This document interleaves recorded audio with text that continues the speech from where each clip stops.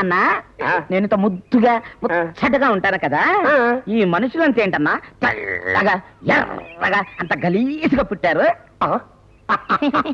ఏం లేదురా, బ్రహ్మదేవుడు మనుషుల్ని భూమి మీద పడేసే ముందు మిషన్లో వేస్తాడు కదా, అట్టాగే నిన్ను కూడా మిషన్లో వేసి స్విచ్ నొక్కాడు. ఈ లోపు సరస్వతమ్మ వచ్చి బ్రహ్మదేవుణ్ణి నొక్కింది. సరసం ఆడుకున్నాం కదా అని ఇద్దరు పక్కకి వెళ్ళారు. వాళ్ళట పక్కకి వెళ్ళారు, ఇట్ట కరెంట్ పోయిందిరా, నువ్వేమో అందరూ ఇరుక్కుపోయావు. అలాగా మళ్ళీ ఆయన తిరిగి వచ్చేసరికి నువ్వు మిషన్లో గెల్ల గెల్ల గెల్ల గెల్ల గెల్ల కొట్టుకుంటున్నావు. పాపమైన హ్యాండిల్ వేసి బయటికి తీసి భూమి మీద పడేశాడు.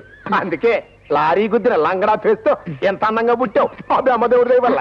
అను బ్రహ్మదేవుడు అంటే జ్ఞాపకం వచ్చిందన్నా, బ్రహ్మదేవుడికి 4 తలకాయలు ఉంటాయి కదా, అవును 4 చేతులు కూడా ఉంటాయి కదా. పంది పెంట ఏరుకోవాల్సిన బట్టలు ఉతికితే ఇట్టంటారు మనలే వస్తాయి. అబ్బా దేవుడి గురించి అట్ట ఊహించుకోకన్నా కళ్ళు పోతాయి.